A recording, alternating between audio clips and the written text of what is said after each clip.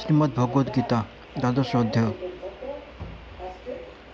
ଅର୍ଜୁନ କହିଲେ, ଯେଉଁ ଭକ୍ତମାନେ ଏକାଗ୍ରଚିତ୍ତ ହୋଇ ଆପଣଙ୍କୁ ଉପାସନା କରନ୍ତି ଏବଂ ଯେଉଁମାନେ ଅବିନାଶୀ ଅବ୍ୟକ୍ତ ତଥା ନିର୍ଗୁଣ ବ୍ରହ୍ମକୁ ଉପାସନା କରନ୍ତି, ସେମାନଙ୍କ ମଧ୍ୟରେ ଶ୍ରେଷ୍ଠ ଯୋଗୀ କେଉଁମାନେ?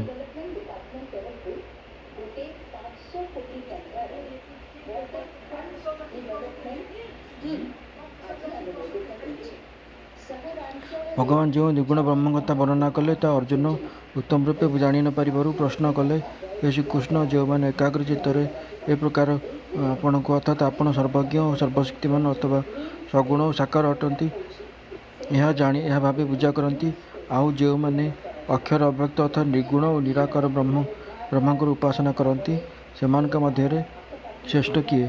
ଅର୍ଥାତ୍ ସଗୁଣ ଉପାସକ ଶ୍ରେଷ୍ଠ କି ନିର୍ଗୁଣ ଉପାସକ ଶ୍ରେଷ୍ଠ?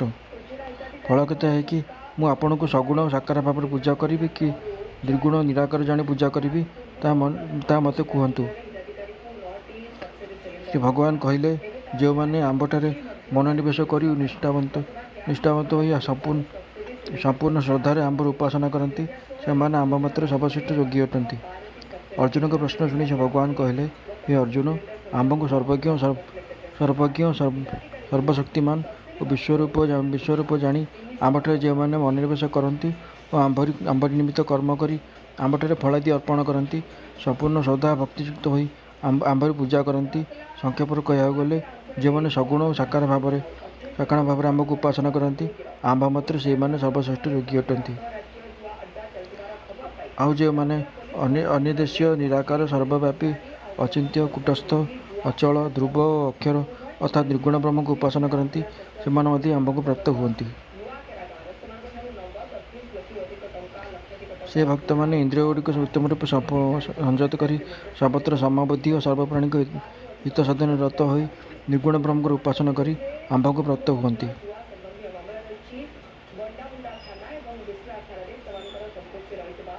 ନିର୍ଗୁଣ ବ୍ରହ୍ମରେ ଆସକ୍ତ ଚିତ୍ତ ହେବାରୁ ସେମାନଙ୍କର କଷ୍ଟ ଅଧିକ ହୁଏ, କାହିଁକି ନା ଦେହାଭିମାନୀମାନେ ନିର୍ଗୁଣ ବିଷୟକ ନିଷ୍ଠା ଅତି କଷ୍ଟରେ ପ୍ରାପ୍ତ ହୁଅନ୍ତି।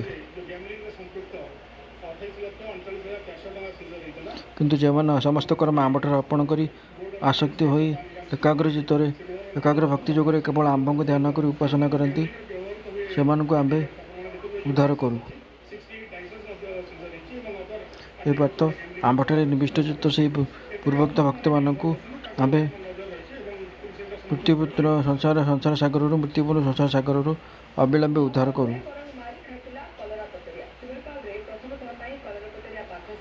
ଯେଉଁ ସଗୁଣ ଉପାସକମାନେ ଆପଣାର ସମସ୍ତ କର୍ମ ଆମ୍ଭଠାରେ ଅର୍ପଣ କରି ଏକାଗ୍ର ଚିତ୍ତରେ ଆମ୍ଭଙ୍କୁ ସର୍ବବ୍ୟାପୀ ଓ ସର୍ବଶକ୍ତିମାନ ରୂପରେ ଧ୍ୟାନ କରି ଉପାସନା କରନ୍ତି, ସେହି ଭକ୍ତମାନଙ୍କର ମନ ଆମ୍ଭଠାରେ ନିବିଷ୍ଟ ଅର୍ଥାତ୍ ଅତ୍ୟନ୍ତ ଆସକ୍ତ ହୋଇଥାଏ। ଏଣୁକରି ତାଙ୍କର ସେ ଭକ୍ତିରେ ପ୍ରୀତ ହୋଇ ଆମ୍ଭେ ଅବିଳମ୍ବେ ତାଙ୍କୁ ଏ ମୃତ୍ୟୁପୂର୍ଣ୍ଣ ଅନିତ୍ୟ ସଂସାର ସାଗରରୁ ଉଦ୍ଧାର କରୁ, ଅର୍ଥାତ୍ ଦେବଯାନ ମାର୍ଗରେ ଭ୍ରଷ୍ଟ ବ୍ରହ୍ମଲୋକକୁ ନେଇ ସେଠାରୁ ହିରଣ୍ୟଗର୍ଭ ସହିତରେ ମିଶ୍ରିତ କରି ମୁକ୍ତି ପ୍ରଦାନ କରୁ। ହେ ଅର୍ଜୁନ, ତୁମେ ମନ ଓ ବୁଦ୍ଧିକୁ କେବଳ ଆମ୍ଭଠାରେ ଲଗାଅ, ତାହେଲେ ଦେହାନ୍ତରେ ତୁମେ ଆମ୍ଭଠାରେ ଲୀନ ହେବ, ଏଥିରେ ସନ୍ଦେହ ନାହିଁ। ଫଳ କେତେ କି ଏକାନ୍ତ ଭକ୍ତି ସହିତ ମନ ଓ ବୁଦ୍ଧିକୁ ପରମେଶ୍ୱରଙ୍କଠାରେ ଲଗାଇଲେ ଅର୍ଥାତ୍ ଧାରଣା ଓ ଧ୍ୟାନ କଲେ ଆପଣା ଛାଏଁ ଆତ୍ମଜ୍ଞାନ ଉଦୟ ହୁଏ। ସୁତରାଂ ମୃତ୍ୟୁ ପରେ ଆତ୍ମା ଈଶ୍ୱରଙ୍କଠାରେ ମିଳିତ ହୋଇଯାଏ। ହେ ଧନଞ୍ଜୟ, ଯଦି ଆମ୍ଭଠାରେ ମନକୁ ସ୍ଥିର ଭାବରେ ସ୍ଥାପନ କରିବାକୁ ଅସମର୍ଥ ହେଉଛ, ତେବେ ଅଭ୍ୟାସ ଯୋଗ ଦ୍ୱାରା ଆମ୍ଭଙ୍କୁ ପାଇବାକୁ ଚେଷ୍ଟା କର।